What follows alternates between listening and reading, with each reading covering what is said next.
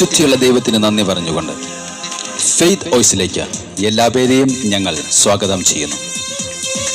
ലേവ്യരുടെ പുസ്തകം 11-ാം അധ്യായം 44-ാം തിരുവചനം ഇങ്ങനെ വെളിപ്പെടുത്തുന്നു: ഞാൻ നിങ്ങളുടെ ദൈവമായ കർത്താവാകുന്നു. നിങ്ങൾ നിങ്ങളെ തന്നെ വിശുദ്ധീകരിക്കുകയും പരിശുദ്ധരായിരിക്കുകയും ചെയ്യുവിൻ, കാരണം ഞാൻ പരിശുദ്ധനാകുന്നു. ക്രിസ്തുവിൽ പ്രിയപ്പെട്ടവരെ, ഇസ്രായേൽ ജനതയുടെ അടിമത്തത്തിൽ നിന്നും സ്വാതന്ത്ര്യത്തിലേക്കും അശുദ്ധിയിൽ നിന്നും വിശുദ്ധിയിലേക്കുമുള്ള യാത്രയിൽ ദൈവത്തിന് യോഗ്യരാകത്തക്ക വിധം പരിശുദ്ധരായിരിക്കണമെന്ന് അവിടുന്ന് ആഗ്രഹിച്ചു. ഇന്നും ദൈവാത്മാവിന്റെ പ്രചോദനമനുസരിച്ച് ജീവിക്കുന്നതിന് വിശുദ്ധി നമുക്ക് ആവശ്യമാണ്. നമ്മുടെ ശരീരത്തിലും മനസ്സിലും ആത്മാവിലും വിശുദ്ധി കാത്തു സൂക്ഷിക്കുവാൻ ദൈവം ആഗ്രഹിക്കുന്നു. സർവവിശുദ്ധിയുടെയും ഉറവിടമായ ദൈവത്തിനായി വേർതിരിക്കപ്പെട്ട വിശുദ്ധിയുള്ള മനുഷ്യരായി ജീവിക്കുവാൻ വിളിക്കപ്പെട്ടവരാണ് നമ്മൾ. ആദത്തെയും ഹവ്വായെയും ദൈവം സൃഷ്ടിച്ചപ്പോൾ അവർക്ക് ഒരു വിശുദ്ധിയുണ്ടായിരുന്നു. എല്ലാ സ്വാതന്ത്ര്യവും ദൈവം കൊടുത്തുകൊണ്ട് അവരുടെ വിശുദ്ധി നഷ്ടപ്പെടാതിരിക്കുവാൻ നന്മ തിന്മകളെ കുറിച്ചുള്ള അറിവിന്റെ വൃക്ഷത്തിലെ ഫലം ഭക്ഷിക്കരുത് എന്ന് കൽപ്പന കൊടുത്തു. എന്നാൽ ദൈവത്തിന്റെ കൽപ്പന ലംഘിച്ചതോടെ അവരുടെ വിശുദ്ധി നഷ്ടപ്പെട്ടു. ദൈവം ആദത്തോട് ചോദിച്ചു, ഞാൻ തിന്നരുത് എന്ന് പറഞ്ഞ വൃക്ഷത്തിന്റെ ഫലം നീ തിന്നുവോ?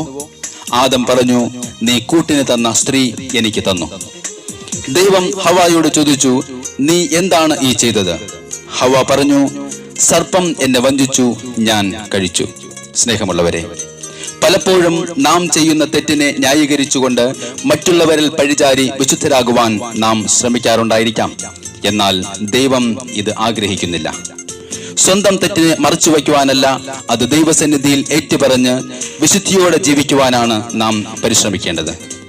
ദൈവം ആദ്യ മാതാപിതാക്കൾക്ക് കൊടുത്ത സ്വാതന്ത്ര്യം അവർ ദുരുപയോഗം ചെയ്തപ്പോൾ അവർക്കുണ്ടായിരുന്ന ദൈവിക തേജസ് നഷ്ടപ്പെട്ടു. ദൈവസന്നിധിയിൽ നിന്നും അവർ പുറന്തള്ളപ്പെട്ടു.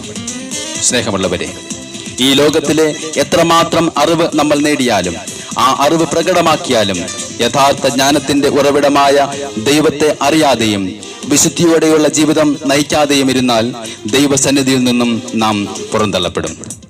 അതുകൊണ്ടാണ് വചനം നമ്മെ ഓർമ്മിപ്പിക്കുന്നത്, ഞാൻ നിങ്ങളുടെ ദൈവമായ കർത്താവാകുന്നു. നിങ്ങൾ നിങ്ങളെ തന്നെ വിശുദ്ധീകരിക്കുകയും പരിശുദ്ധരായിരിക്കുകയും ചെയ്യുവിൻ, കാരണം ഞാൻ പരിശുദ്ധനാകുന്നു.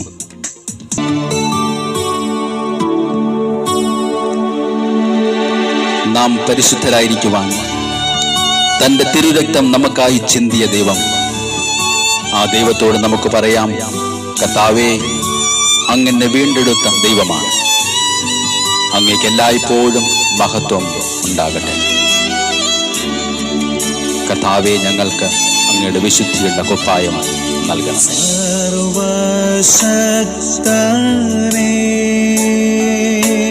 യേശുവേ,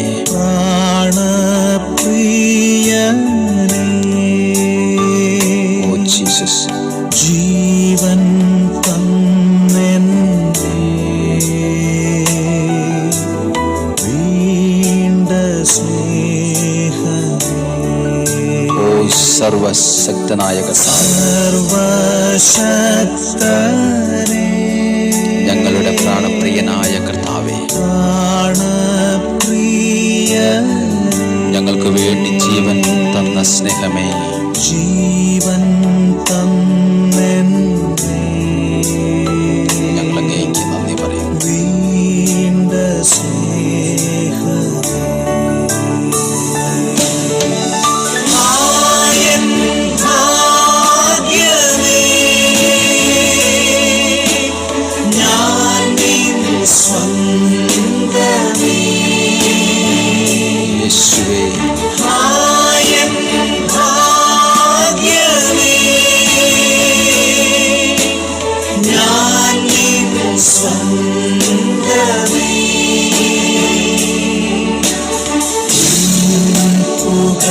പുകഴ്ചയോ ക്രൂശിൽ മാത്രമേ, ജീസസ്, പുകഴ്ചയോ ക്രൂശിൽ മാത്രമേ.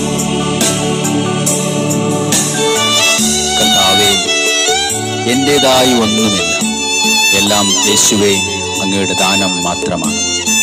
ഞാനും എനിക്കുള്ളതെല്ലാം അങ്ങേക്ക് സമർപ്പിച്ചുകൊണ്ട് കർത്താവേ, അങ്ങേക്ക് എന്നും സ്തുതിയും ആരാധനയും മഹത്വവും പുകഴ്ചയും അർപ്പിക്കുന്നു.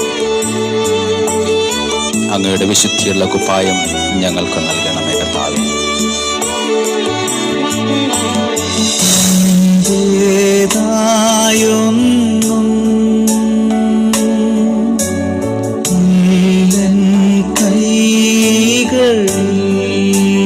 കർത്താവേ, എല്ലാം നിന്റെ ദാനമാണ്, നിന്റെ ദാനം മാത്രം കർത്താവേ. ദാനം മാത്രമേ ജീസസ്. എന്റേതായൊന്നും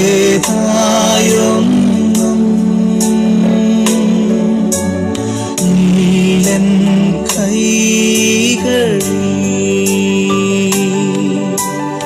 എല്ലാം നിൻ ദാനം, ദാനം മാത്രമേ. ഓ എന്റെ ഭാഗ്യമായ കർത്താവേ, എന്റെ സ്വന്തമായ കർത്താവേ, ഞാൻ നിൻ സ്വന്തമേ. Oh Jesus.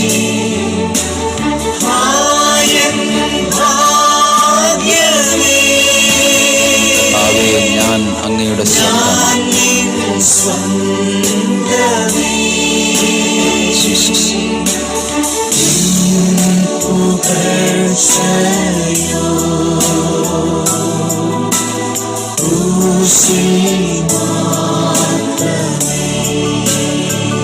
യേശുവേ,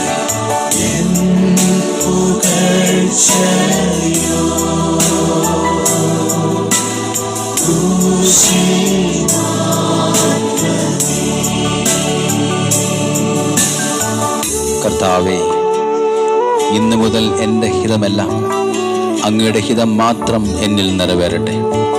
എൻ്റെ ഉയർച്ചയും ഭാഗ്യവും യേശുവേ അങ്ങിൽ നിന്നാണ്. അങ്ങയുടെ കുരിശാകുന്ന രക്ഷ എന്നിൽ കടന്നു വരട്ടെ.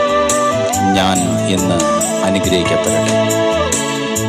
എൻ്റെ കർത്താവേ, ഇത് കേട്ടുകൊണ്ടിരിക്കുന്ന സകല മക്കളിലും വിശുദ്ധിയുടെ കുപ്പായം ധരിപ്പിക്കാം. സമ്പത്തോ നീയൻ യേശുവേ, നിന്നിഷ്ടം മാത്രം മതിയൻ ദൈവമേ. ഓ എൻ്റെ കർത്താവേ, സമ്പത്തോ കർത്താവേ, അങ്ങാണ് എൻ്റെ എല്ലാം. കർത്താവേ, നിന്റെ ഇഷ്ടം മാത്രം, നിന്നിഷ്ടം മാത്രം മതിയൻ ദൈവമേ. ഓ എൻ്റെ ഭാഗ്യമായ കർത്താവേ,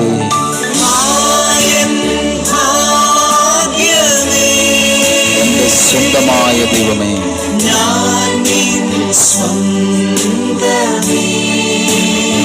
ഞാൻ അങ്ങേക്ക് നന്ദി പറയും.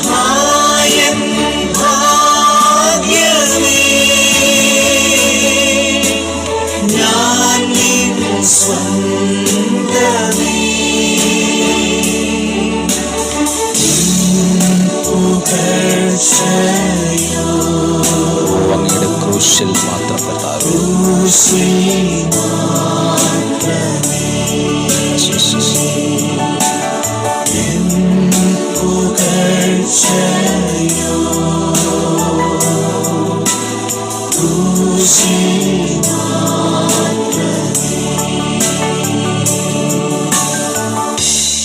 ഇന്ന് ദൈവം തന്റെ വിശുദ്ധിയുടെ വസ്ത്രം നൽകി നിങ്ങളേവരെയും അനുഗ്രഹിക്കട്ടെ എന്ന് കർത്താവായ യേശുക്രിസ്തുവിന്റെ നാമത്തിൽ ഞങ്ങൾ പ്രാർത്ഥിക്കുന്നു.